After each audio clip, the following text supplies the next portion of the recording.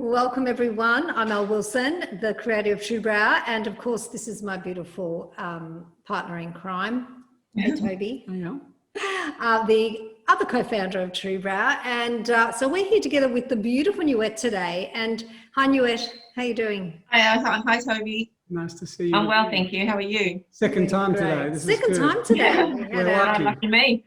Yeah. And the reason that we're with the Nguyet today, we're going to be talking about something that has been happening a little bit throughout TrueBrow now, Brow family.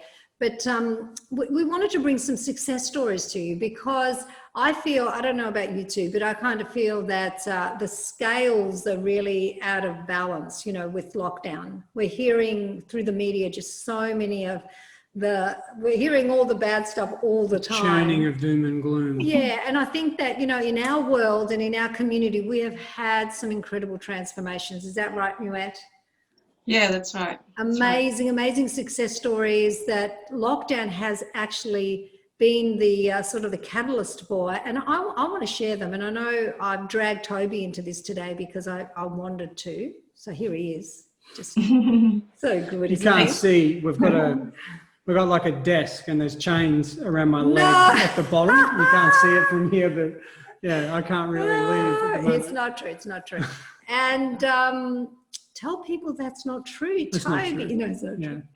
And no, he really wanted to join me today. And I think that, you know, one of the things that we want to do is just even like tip the scales so that we're really seeing where the opportunity is through a change in perspective and an empowered sort of space that we can be in the industry in this kind of lockdown situation. And I think also in that, like the question as to why Nguyet is here joining us is because she's had sort of quite an impact on or a transformation in the midst of that. So it'd be great if we can sort of touch on that as well. Yes, that's what we want to do. So for everyone, Nguyet, let's just introduce you. You originally met Elle in person. You met us, when was that? I think it was about 12 months ago.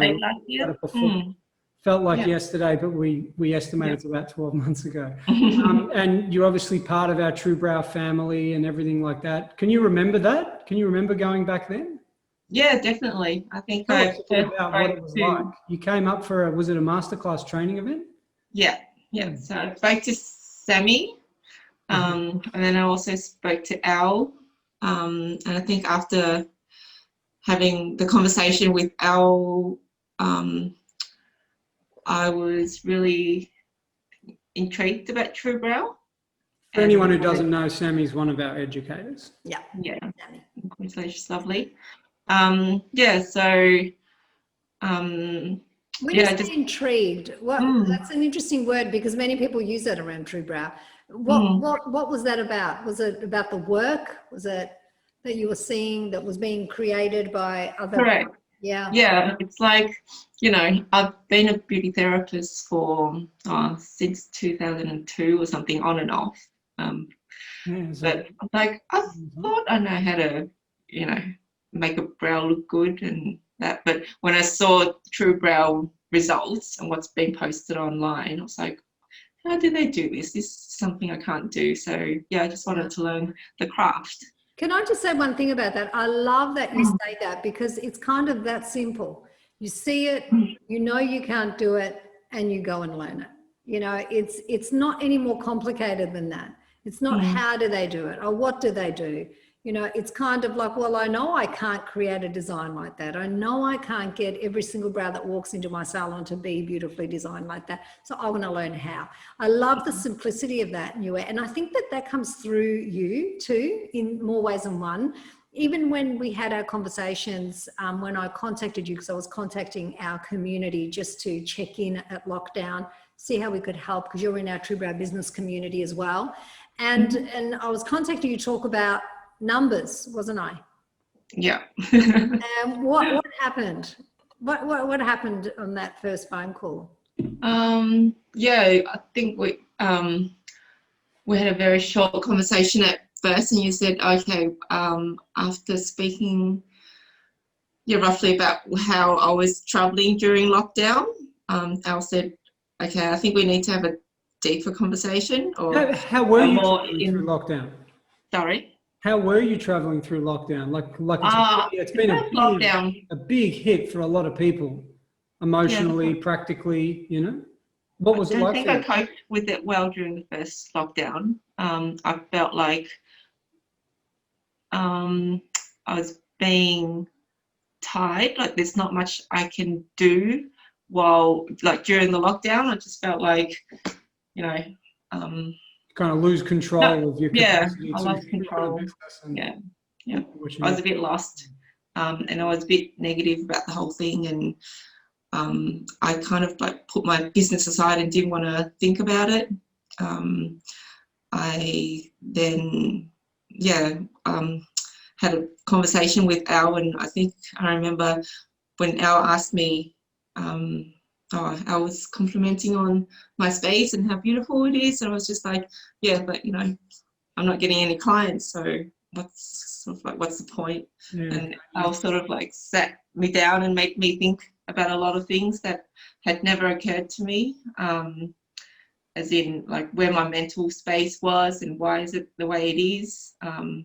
And yeah, she made me question about my state of mind a lot. Like when I thought we were talking about numbers, but in fact, like we just delved into this deep conversation. It just totally changed my perspective, and it made me. But how did your perspective change? Yeah, I think I was very confronted by what Elle and I discussed, and I was like, I had to self-inquire and ask why I was so negative towards the whole situation. And you know, I've got 2 young kids who couldn't attend care, and so Sean and I had to juggle between our work and caring for them. And I think it was just a lot of changes for everyone all at once. Sean was used to going off to work 5 days a week and only hanging out with the kids, you know, after work or during the weekdays, and now he's at home and he's seeing what the kids are doing, and the kids are constantly running around, you know, trying to entertain themselves and making a mess of the house. And I couldn't go to work and be in this space where it's so calming. And I think all of our normal routine changed so quickly, and so everything was out of our control, and I didn't have that mental strength to deal with it. And it was only until I spoke to Elle and all the questions that she asked me, and all the beautiful things that she said, to encourage me to find that peace. And so what's incredible about that? Sorry to interrupt you. Can I just say one thing about Toby? I'm so sorry. Yeah, go on. Because you know what's just reminded me, the word you just used was peace. We spoke about that a lot, didn't we? Mm-hmm. I'm remembering now. We spoke about really where the peace existed, and especially for you. And sorry. That's just reminded me. I'm actually revisiting it and just thinking how beautiful that talk actually was. Even though it was confronting, you know, it just as much as it's confronting for you, it's confronting for me, because I have to take myself out of my comfort zone to really find where I can just be with you in a way, which is unusual, you know, and to find your beautiful willingness and openness. It was just really beautiful. You really were. I mean, I think that's really what really it comes down to. That's what I was just about to say.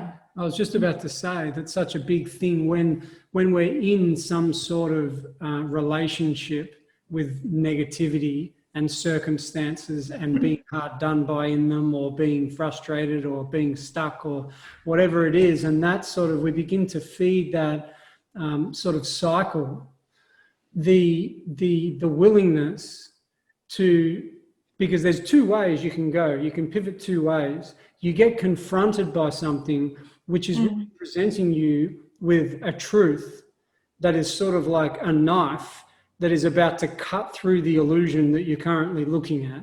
So if you're strong in your self-identification and you don't want to let go of your grievances, that confrontation, that being confronted, can either have you grip on tighter, and then you just completely resist the person or whatever it is that's sort of coming with that confrontation. You just resist that, or you think, okay, I don't want what I'm in, right now.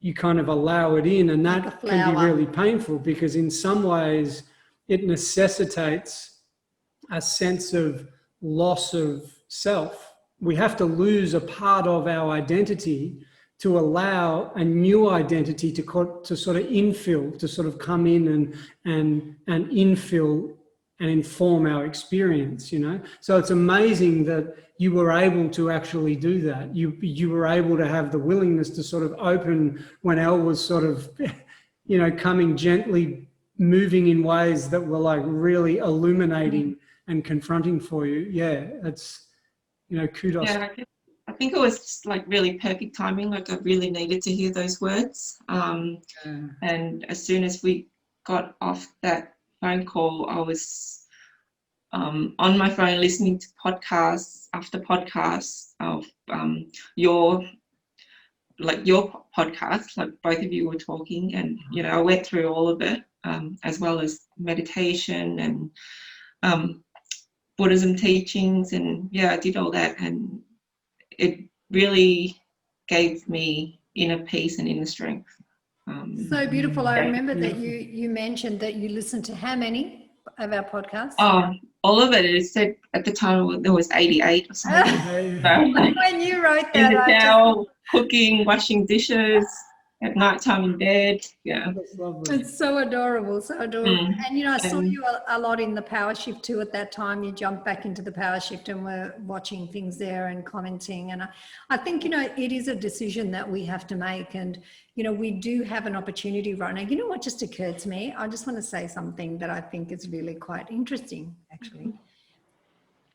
Lockdown is what most of us are in internally for the majority of our lives. We shut down. We lock down our light, our ability to experience our inner peace. We lock down our love. We put blocks up to intimacy, and we're just living a bit robotically. And the world externally has locked down. But really what it's reflecting to us is where within are we really locked down? Where have we locked down inside of ourselves, where we're not allowing ourselves to blossom, to flower, for intimacy to move, mindfulness to come into our world? Where have we locked down? We love to project everything on the world, right? Let's project it all out. Let's not take any responsibility. But when we really look at it, lockdown externally is just a projection of what we do in our egoic sort of wrong-mindedness. We're doing that all the time inside, unless we decide for something else. And I think in our conversation, you decided for something else, and you really did. I mean, you truly did. I remember we were connecting, and we were just meeting with each other and just connecting, and all I could see was this beautiful light, just like all around you. I was just thinking, wow, she's just like flying, it was so divine, absolutely divine.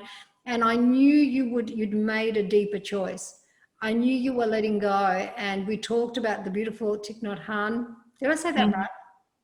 I did. Which is Toby's favourite. Yeah. And I mentioned that to you because I just had a sense. Don't you like Thich Nhat Hanh? You were the one that actually suggested years ago. Sure, back probably 15 years ago. Yeah, that it was really sweet to listen to him. Seen him in a long time. Yeah. But and I suggested that to you. I don't know why, but I just felt that you would really resonate deeply with him. And he's a beautiful man. Yeah, really beautiful. I joined his meditation group here a couple of years back before I had kids. Yeah. I did that for maybe a couple of years, and then I had kids, and then after my first one was born, I stopped going because I'm like, I can't stay out late and do all these night meetings. It's amazing that I brought him up and you were doing that. I don't know. That was fun. And the interesting thing is, that was unusual. Like with that, having kids and not being able to go out and so on, the value of the actual activity itself, like let's say you're in a meditation group, or even if it's just meditating or something like that, the value of that technique is only in what it connects you with, and the realization or the the directness of realization that you have within that. Once that opens, you don't need the technique anymore. You don't need to meditate to be in what the direct knowledge that you have, what you're actually knowing. You don't need to do that. You're able to build. That's, you build and you build and you build. And as you build, you don't rely on what's like, if something's granted you something, you're not reliant on that something because it's already been granted. So you can just continuously flow with that. And in that, yet the sense of inner flow and inner freedom just sort of grows, and it's less and less reliant on anything. And that's where more and more we see where we've falsely invested in meaning in our lives. And things like lockdown that we're going through right now just illuminates how you just have more and more freedom to flow. You're less and less dependent on circumstances for that, because you've got less false investments in, structure, and controlling and things being a certain way. It's just a different orientation that sort of starts to seed and grow. I think another thing too is that with lockdown, we've really brought into our awareness what the world is no longer really giving us. What the world is not there to give us. We're there to give to the world. But we do so much taking. We have so much of an attachment to things. And I think with you too, being a mum with 2 little kids, even daycare we're attached to daycare because we need that space. And you were thrown into this in school even, right? And then you were thrown into this, like so many other women, into this circumstance where you were with these children 24/7, worried about the future, right? Because that's what fear is. It's worrying about the future. You were in a lockdown situation, no stability, all of this stuff that was going on. So it was so understandable that you caved into a place of, right, I'm shut down. I'm shutting down here. Everything's terrible. Everything's bad. I'm not coping. And one of the things that I think, Nguyet, that was really important is I didn't want to get you to cope, right? I wanted to take you to a place inside of you that you already knew. I wanted you to remember. And, as I was navigating with you that day, I took a few risks, to be honest, for my own self, right? Because I've got a little self too that, it's like, But I took a few risks. Like I stepped out of my comfort zone a couple of times because I just really wanted to just meet with you. I really wanted you to, not that I wanted you to, I could tell that you were remembering something, and you already had it in you. You already had that seed of like knowing that the peace was within you and that you could find that, like with your meditation group and the things that you've done and who you are as a person. Yeah, I guess, but if we hadn't had that conversation, I might not have felt like that or found my way out of it. What was the biggest takeaway for you in that? I think the biggest takeaway was that my emotions don't control me. Wow. Yeah, and I think when I think about that, then it frees me up. That's beautiful. And it allows for, I think, just like hope and positivity, and I just felt instantly like so much lighter. The following few days, 2-3 days after listening to all your podcasts, and as I went, because I think each and every of those podcasts I picked something up, whether it's self-growth, personal development, or business related. You both always had something like great to give us. Well, that's lovely to hear. Thanks for the feedback. Yeah, that's beautiful. And I think too, I want to just add about those podcasts. I think we're also streaming in a way in a particular sort of frequency. I think, and I think TrueBrow has got those qualities. It does sort of flow in a particular way, doesn't it? And it's really beautiful. Yeah. And I know with Toby and I, Well, you've built the community that way as well. well, they move with me, you know, they've come, you know, it's the girls that sort of, you know, it's like you can put your toe in the river of the, you know, the flow but you can jump back out but you could just some dive all the way in and really move with this beautiful flow. And every time Toby and I do a podcast, we really are in a space of giving, you know, and I'm so, I don't think it's ever words. So I think it's so sweet that you found that and that helped you. And that makes every single minute that we spend doing those podcasts absolutely worth it. Like, I just think, wow. It's funny actually, because some of the topics for the podcast, Nguyet, we you know, we have to plan them out, and we're thinking about what we're going to share and who the audience is and the rest of it. Sometimes. Toby's going, what are we talking about? What's the topic? Yeah, I think that... it just shows how much knowledge you both have inside of you. You don't need extra prep. The question for us is, in my mind, is, you know, to what extent do we share things that we find are meaningful? And to what extent do we think about the marketplace, the listeners, salon owners, and think what they would find meaningful? And there's that fine balance there, because we would go off onto, you know, sort of very deep psychological paths with things and explore a lot of stuff that for a sort of your average salon owner is not really the sort of the type of, you know, podcast that they would, you know, be interested in. So that blend of practicality, that's something I appreciate. It's an interesting blend to find. What was that? That's something I appreciate. I think what's that? That deeper connection and that spiritual side of that's great. The journey. Yeah, we've had other feedback about that as well, and that's really lovely to hear. Very unique. I think that, you know, like for me, I can't leave that out. You know, it's like, even though I think, you know, we try and leave it out. Sometimes we think, maybe, you know, we should leave it out. But how many mentors, coaches can you find, podcasts do you find where this, you know, we're talking about life, and first comes life, doing, you know, being in life in a way that's meaningful, then comes business.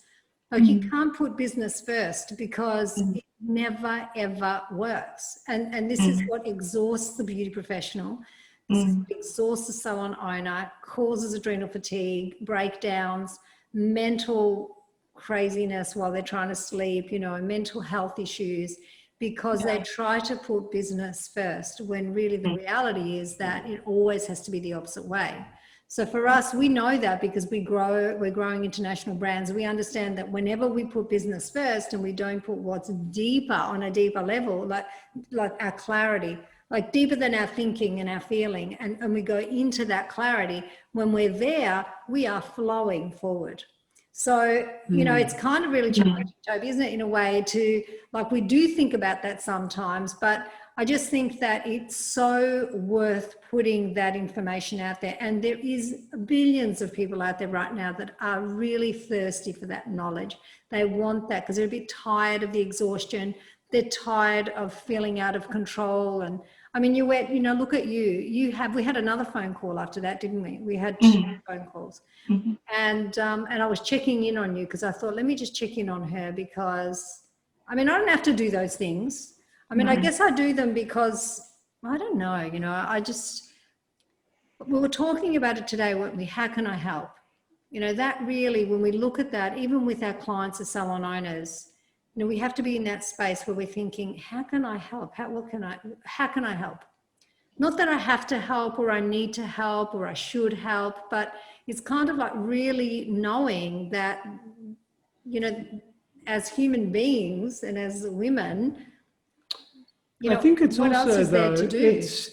it's without the helper identity. Yeah, that's so, because that can become, you know how people are sort of, they need to help people so that, because that's what gives them the sense of purpose. That's a little bit different, isn't it? Totally. Yeah, You could because call that you the know, then savior complex. yeah, it's like the savior complex. It's like needing to be a helper. But anyway, so tell me, just before we sort of move on, just tell me a little bit, Nguyet, about what's the impact of this been? Like you've sort of shared about, you've had like, that's a pretty powerful realization that you know, your emotions aren't actually able to control you. Like that, just that idea of like, whoa, I'm actually not all of these emotions, is not what I am. And there's one thing to have it as an idea, but my sense is that for you, it really came as a real realization within your experience. And that's amazing. What sort of impact has that had on you know, your family, you just, you know, whatever areas What about of the life? kids? Like, That's a big one. I mean, I think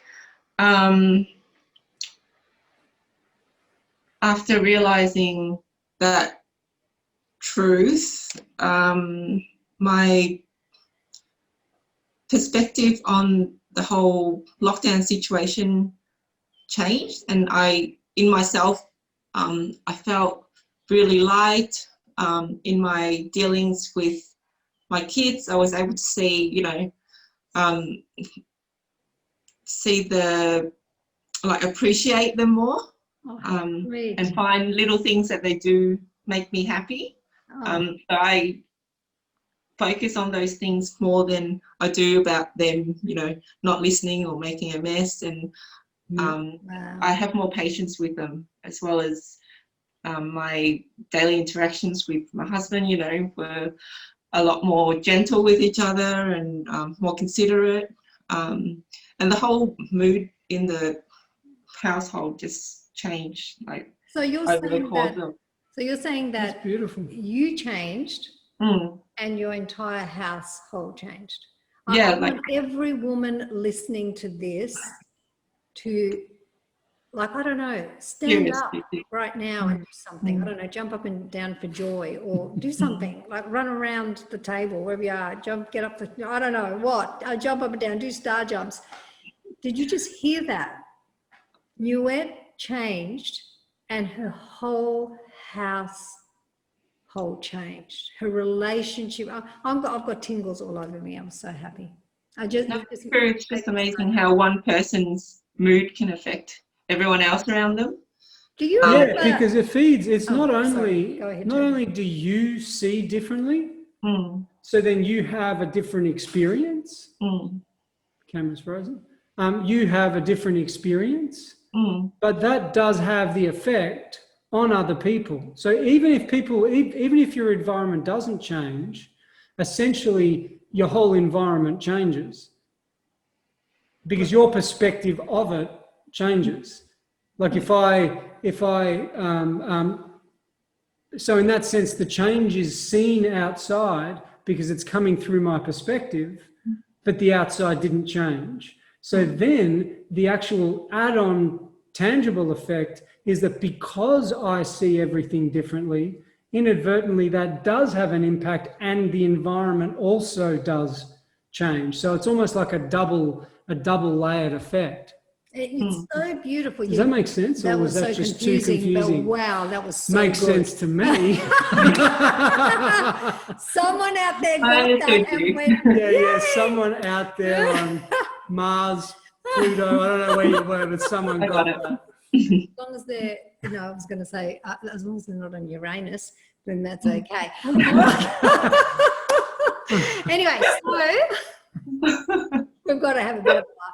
So I think that we really want to, that has to be the biggest takeaway. yeah, go on. It's a planet, isn't it? It is, I believe so. That's one of the things it is, yes. It is a planet. I just thought that was really funny because it was go on just with like what so you were complex. saying. I just think that the biggest takeaway here, Nguyet, is that what you're saying, and really I've said this, I've been told before that even in my relationship with Toby, I have all the power. I have the power to move the relationship in a direction that's deeper. It's not like you did that through mindset. This is really key. If you try and do it through mindset, well, good luck, have a good life, try it you until can't think your way out of something. What Nguyet is saying she did is she went deeper. She dived in with me and we found a place together, and then she just kept it going. Like she just kept opening it, and she filled her awareness with the truth that we found, we remembered together. Yeah. So it was almost like a little touch, and then Nguyet went pooh, like a little star. And then she said, well, I'm just going to fill my awareness with all of this loveliness because this is true. And all the rest really isn't, right? And then she just moved forward in that. We then had a second phone call. And that was beautiful for me. You know, the fact that you honored me with that second phone call. And I don't know, it was just beautiful. So thank you for being there for me. Well, it's my joy. And I want to say that, you know, for everyone out there, when you see Nguyet and you think to yourself, you know, oh, but, you know, my situation's different or whatever, you know, when I spoke to Nguyet the first time, she was down and out. Yeah. And I remember the second time I spoke to her, what did you say to me? You said something so adorable, something like, you know, I'm getting up every day, and you had your beautiful earrings on and you were just so cool. What did you say to me? Can you remember? Something along those lines. And just getting ready. It all changed. Getting ready every day, and she was having a beautiful earrings, and she's so gracious. I mean, you can just see how gracious she is. And I think what you said before about your children, because this was not a mindset situation, you had dipped down deeper and you'd found a level of innocence. So you were able to see their innocence and really love it. You're actually seeing them rather than their behavior. So you're seeing them more deeply, and in seeing them more deeply, you were opening to it's like innocence seeing innocence in a way, you know, and appreciating the loveliness of your children rather than focusing on their behavior. Because when we focus on behavior, you know, that's a bit of a nightmare situation, because you know, that's a real loop. That's kind of in the loop of negativity and trying to change and control other people. And my piece is all reliant on the way you behave. So if I can't change you, blah, blah, blah. And the whole story goes on, doesn't it? So I love that we've had this time together. I think it's really beautiful. Thanks so much for taking the time out to sort of come online and sort of share, you know, a bit about your experience. And I think the last thing I would like to say really is, you know, really seek out your mentors. If you're listening to someone, if you have a mentor in the beauty industry, really, I think we've had mentors our whole lives, haven't we? Our whole lives we've had mentors, we've had people that, you know, and we're discerning, we're extremely selective. Be selective, and you deserve it all. You deserve to have that peace, even in the midst of the world crazy. The world is going to continue to get crazy and be crazy. It always has. It's never changed. This is no different. It's just in your house right now, because it's actually created a circumstance where you have to conform, which is really, really uncomfortable for many of you. I understand that, but there is a way. There truly is a way to move beyond that. Contact me. I'm there for you. Go into the power shift if you like. Find me anywhere that you want to find me. I'm available. I'm here for you all in any way that I can be. And Toby, thank you so much. I also know what a great gift you are to our community and our family. He is, isn't he? Yes, definitely. He is. I'm his greatest fan, actually, really, to be honest, Anna. But he really is such a great gift. You are such a great gift. And all the women in there, I think they really appreciate you. And even sometimes if you do those like Pluto or Neptune kind of conversations, you do get the ones they just love. Some people go, I get Toby so much. I don't know what else to talk about, but he's fantastic. Oh, thank you so much, Nguyet. Thank you. Wonderful commitment and willingness to open to what's true and beautiful inside of you, and to offer that to all of your family and to all of us, because we get to see it shining out of you. Take care. And I'm sure when lockdown passes, you'll be able to pass it across to all your beautiful clients as well. So there you go. That's how the love just keeps going all around the world. Isn't it beautiful? Thank you, everyone. Thanks.